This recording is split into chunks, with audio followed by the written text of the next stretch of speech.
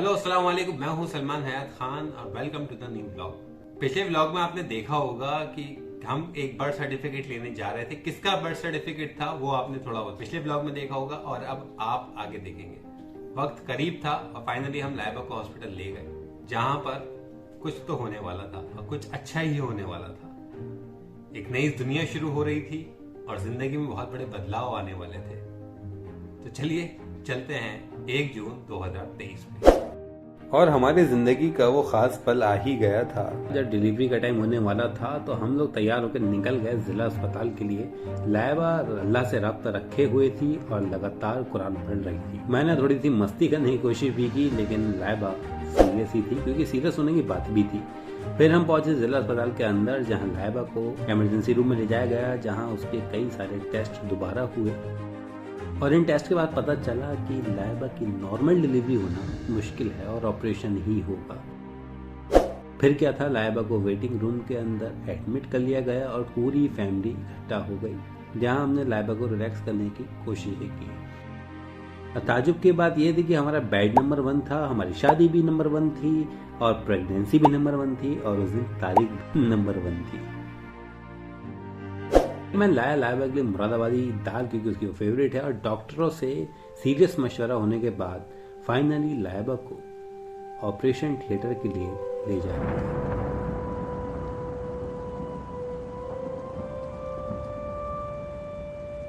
बारी थी इंतजार और दुआओं की।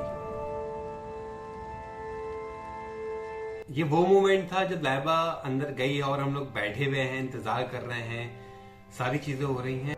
ये वो मोमेंट है जिसको मैं डिस्क्राइब कर ही नहीं सकता।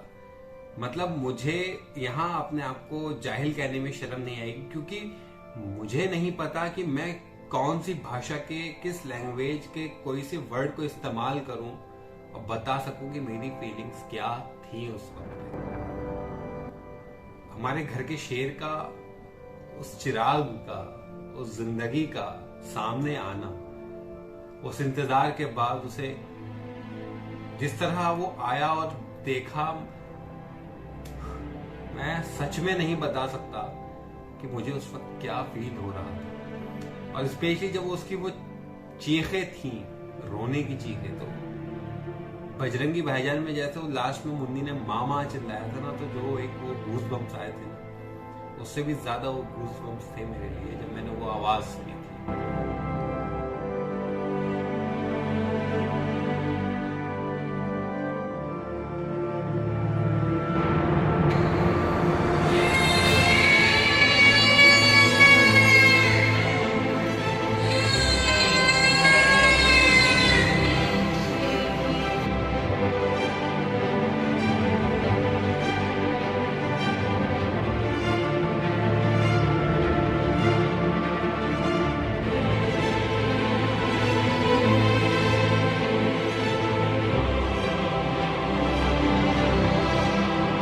और इस खुशी के बाद अब बारी थी पहली सुन्नत अदा करने।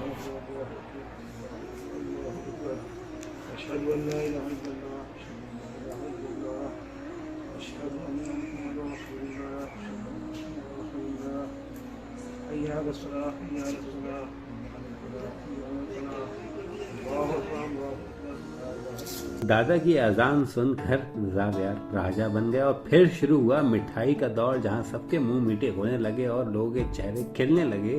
तो फिर हम भी कहाँ पीछे थे, हमने भी अपने प्यार का इजहार करने के लिए निकल पड़े और वहीं पहुंचे जहां 9 महीने पहले प्यार का इजहार किया था और फिर कुछ मीठा लिया स्पेशली लाइबा के लिए। मिठाई लेके मैं पहुंचा अपनी पर्सनल मुबारकबाद देने लाइबा के पास और फिर अपनी फुप्पो के गोद में पहुंचे मोहम्मद जावियार हयात खान और हमारी फुप्पो ने जावियार की फुप्पो का स्वागत किया और मोमेंट बना so beautiful, so elegant, just looking like a वाव।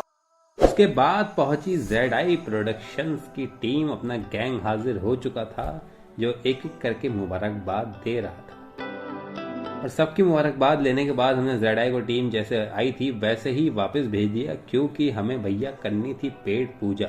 अगर ये लोग रहते तो बिरयानी कम पड़ जाती। और अपनी पेट पूजा करने के बाद जावियार की बारी थी। जावियर ने जिंदगी की पहली अपनी पेट पूजा की।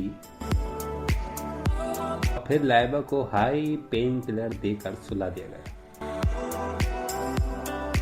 हमारी पूरी रात जावियर को इसी तरह देखते हुए गुजर, यानी कि हॉस्पिटल की पहली रात। फिर हुई सुबह यानी कि 2 जून और हॉस्पिटल का इस तरह का नज़ारा देखकर, इतनी शांति देखकर मैंने ये सोचा भैया कि अच्छा हुआ रात को नहीं निकला, क्योंकि अगर रात को मैं निकलता जाहिर सी बात है मुझे हार्ट अटैक हो जाता, इतना सन्नाटा था। फिर होश में आने के लिए हमने ली चाय और निकल गए रूम पर। आज जावियर के कपड़े बदलने थे और बारी थी उसकी जिंदगी की पहली छींक की। और इस छींक के बाद दद्दा ने शुरू किया उसका काम, और ये था बेली बटन पर नारियल का तेल, क्योंकि जितना ज़्यादा इसे हम गीला रखेंगे उतनी ज़्यादा जल्दी ये पिन निकलेगा। और जावियर हयात खान फाइनल तैयार हो गया।